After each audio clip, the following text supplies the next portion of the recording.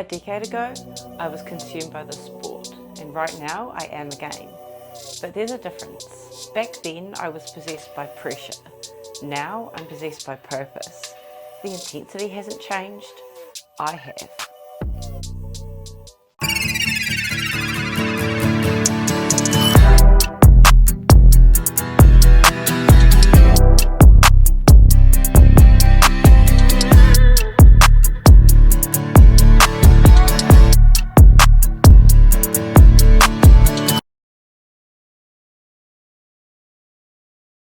This week we checked in with Neil at 3 weeks out, and my weight essentially held consistent this week, but we did make a lot of visual progress. I'm really happy with the changes that I'm seeing. As I've mentioned in my previous updates, my upper body is pretty well ready to rock and roll. It's primarily through the back of my legs that I'm waiting for that conditioning to catch up. There's a few factors that blurred the data that we got in my weight this week, being I have just had my period and I've also managed to catch another bug off my darling children. So if that's not the reality of doing this with two small kids, I don't know what is. 2 weeks ago I was sick, fighting a bug and just focused on getting healthy. And then last week in my prep update, I was thriving, healthy, loving the journey in my training. And now this week I am fighting a bug again. So not ideal and not really funny, but I cannot control some factors on this journey. And so I am focusing on what I can control. Now that we're 3 weeks out, Neil would like to see some more frequent check-ins from me. He's basically going to be asking for check-ins whenever he wants another look. So I typically check in with him on a Friday, and he's asked for another check-in on Monday. So I will be continuing on executing all of my variables. My focus this weekend is on getting rid of this bug.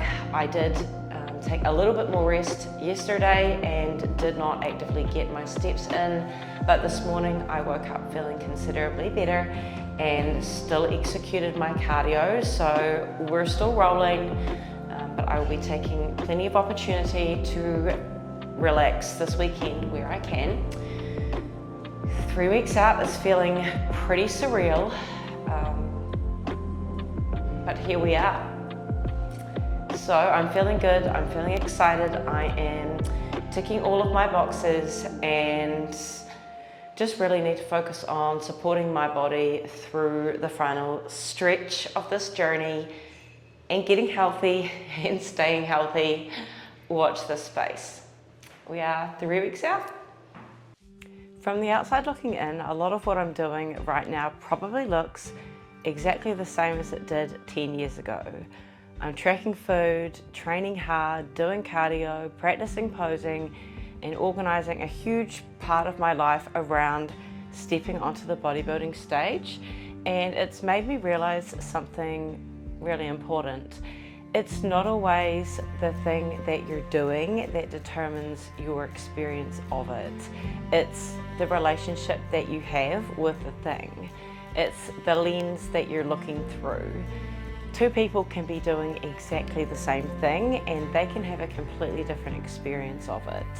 And sometimes the same person can come back to the same thing years later and experience it completely differently. And the thing itself hasn't changed, but the person has. I didn't arrive at bodybuilding as a blank slate.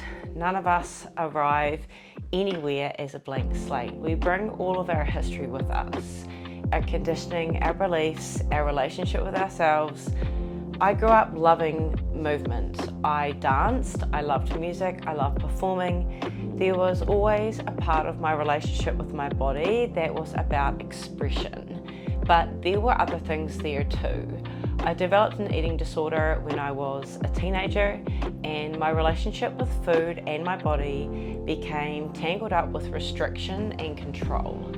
And when I eventually found bodybuilding, I brought all of that with me. Bodybuilding didn't create every struggle that I experienced whilst I was in the sport, but it gave some of those existing patterns somewhere to express themselves. And because I wasn't fully aware of the lens that I was looking through, I didn't always see the difference.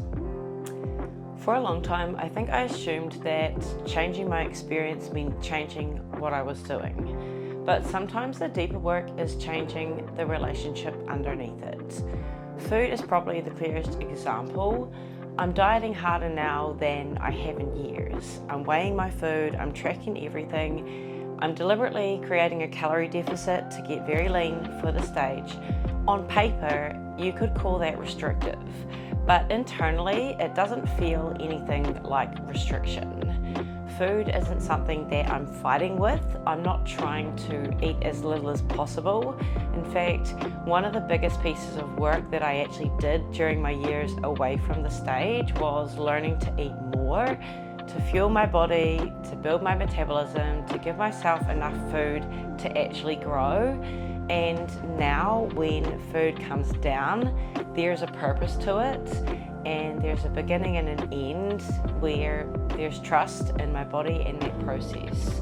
The actions might look similar from the outside, but the relationship underneath them is very different.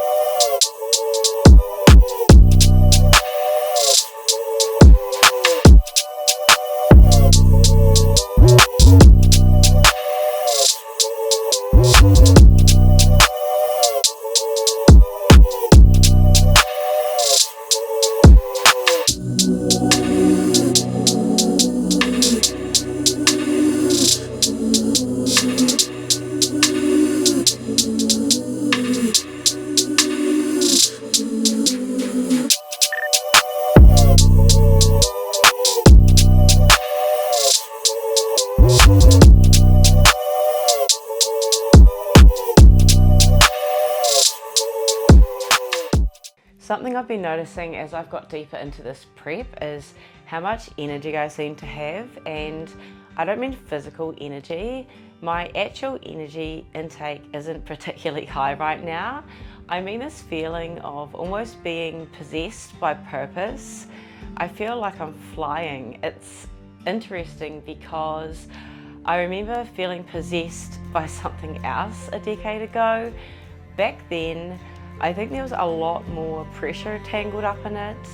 Pressure to be my best, pressure to achieve, pressure to control the outcome. It felt heavier, and what I'm experiencing now feels light. It's purpose, passion. It's knowing exactly what I'm here to do and then putting my energy right there. I'm not less intense than I was 10 years ago. If anything, I think my intensity has become more precise. For years, I've coached my athletes that as they get closer to a show, their inner world needs to get calmer, not louder. I sometimes think of it like keeping water out of the boat. There are already enough demands at this stage of prep. Your body's tired, your food is lower, your cardio is higher, the stakes feel bigger, and you don't need to start drilling holes in your own boat as well.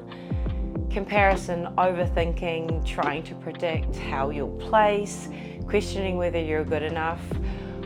All of that is creating problems that don't actually exist yet, and all of that costs energy. So I've spent years teaching athletes how to almost switch into what I call Zen mode. Tick your boxes, do the work, control what's yours to control, and surrender what isn't. And it's interesting being on the other side of my own advice now, because it's easy to tell someone else to trust the process, but it's different when it's your own body, your own dream, your own name going on the athlete list, and it's your own outcome that you can't see yet. I'm having to practice the same thing that I've been asking my athletes to practice for years, doing everything I can without trying to control everything I can't. I think the last few years of my life have taught me more about surrender than I ever expected. Pregnancy certainly did, twice.